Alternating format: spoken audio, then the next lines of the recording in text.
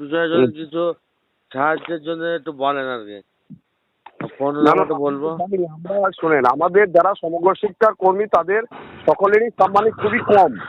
সে জায়গায় দাঁড়িয়ে আপনার কথা এর আগেও আমি বলছি, আজও বলছি যে এই সমস্ত শিক্ষক শিক্ষিরা যারা খুব সামান্য পয়সায় কাজ করছে অথচ বিভিন্নভাবে অসুস্থ হয়ে পড়েছেন, তাদের ক্ষেত্রে একটু সকলের সহযোগিতা করা উচিত। হ্যাঁ, 90,000 শিক্ষক শিক্ষিকা আছে, হ্যাঁ অবশ্যই যারা 90,000 শিক্ষক শিক্ষিকা আছে সেক্ষেত্রে যদি কেউ 100 টাকা করে দেয় তার কিছু ক্ষতি হবে না, কিন্তু ওই 90,000 শিক্ষক শিক্ষিকা 100 টাকা দিলে একজনের প্রাণ ফিরে পেতে পারে। তাই সেই জীবন বাঁচানোর সাথে এটা সকল শিক্ষক শিক্ষিকা উচিত। আমার ফোন নাম্বারটা বলছে, ফোন নাম্বার। হ্যাঁ বলুন, ফোন নাম্বারটা।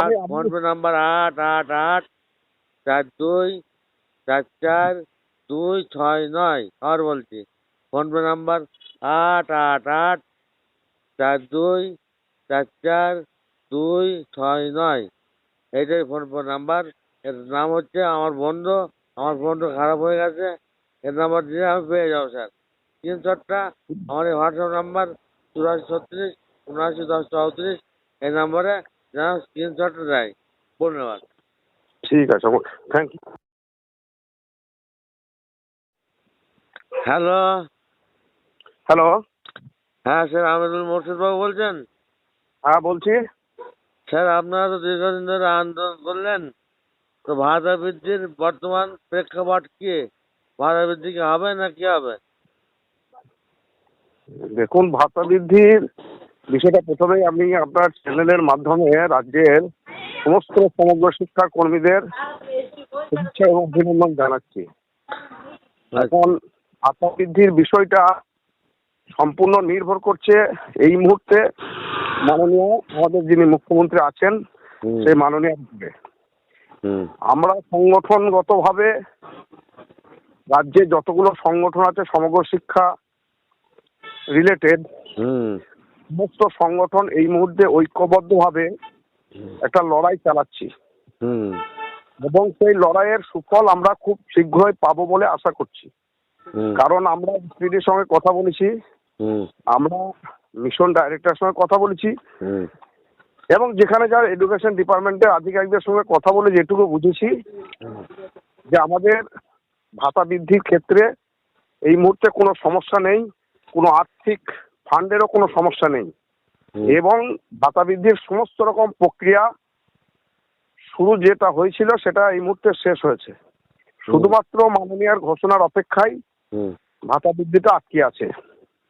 যেহেতু 2026-এ বিধানসভা নির্বাচন, তাই আমরা মনে করছি যে অবশ্যই মাননীয়া এত বড় একটা ভুল করবেন না।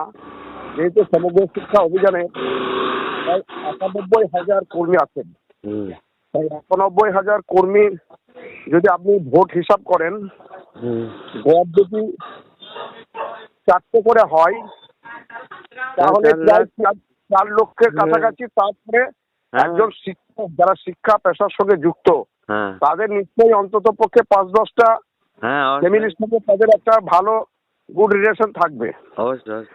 একজন শিক্ষকের পক্ষে 10-20টা ভোট টানা কিছু ব্যাপার নয়। তো সেই ক্ষেত্রে এই শিক্ষকদের যে বঞ্চনা, এই বঞ্চনা যদি দিদি এই মুহূর্তে অবসান না করেন এবং এই বঞ্চনাটা আমার মনে হয় সারা ভারতবর্ষ কেন পৃথিবীর ইতিহাসে মানে এর চেয়ে বঞ্চনার হয় না।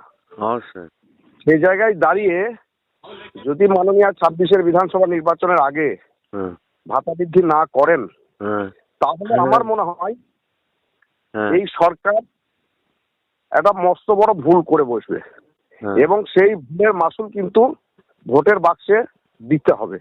তাই আশা করি মাননীয় একজন বুদ্ধিমান রাজনীতিবিদ হিসাবে আশা করি এই ভুলটা করবেন না এবং আমরা যেটুকু খবর পাচ্ছি তাতে করে এই ডিসেম্বরের মধ্যেই একটা ভাতা বৃদ্ধির প্রবল সম্ভাবনা আছে।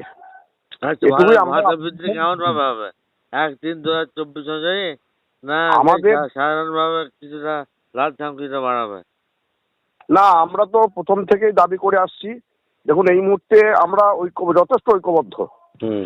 রাজ্যের সমস্ত এসএসকে এমএসকে বলুন, পার্শ্ব শিক্ষক বলুন, শিক্ষাবন্ধু বলুন, এনসিএলসি বলুন, সমস্ত সংগঠন এই মুহূর্তে ঐক্যবদ্ধ। তাই আমাদের যে দাবি 1/3/2024 যে স্ল্যাব, হুম সেই স্ল্যাব অনুযায়ী ভাতা বৃদ্ধি করতে হবে হুম এবং এটাই আমাদের মূল দাবি। হুম হুম। তো আমাদের কিন্তু রামসার 2004 বাড়িয়ে দিলে সেটা কিন্তু আমরা মানবো না। কোথাও একটা শুনছিলাম যে লাল শ্যামাটা বাড়াবে, ওই 124 অনুযায়ী কোনোভাবে বাড়াবে না, এরকম একটা শুনছিলাম। তো এটা সত্য তো কি?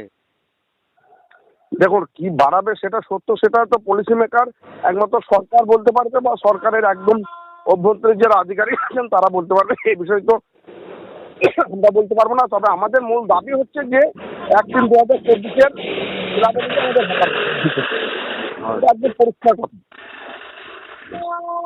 আর কোনো বিকল্প ভাবনা আমাদের নেই। আচ্ছা আচ্ছা। তাহলে আপনি মোটামুটি খড় পেয়েছেন যে ডিসেম্বরের মধ্যে ভাড়া দিতে হবে।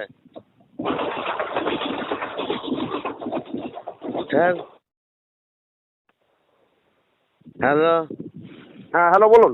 বলছি ডিসেম্বরের মধ্যে, এই ডিসেম্বর 2025, এই না 26 না 27 না 30? না, না, না, না, 31শে ডিসেম্বর 2025-এর মধ্যেই আমাদের কাছে যেটুকু খবর তাতে মাননীয় ভাতা বৃদ্ধি করবেন।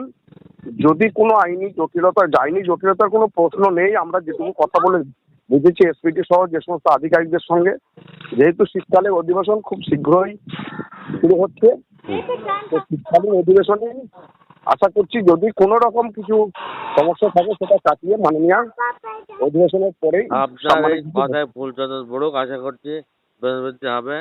আমরা সমস্ত রাজ্যের পার্শ্ব শিক্ষক সহ সকল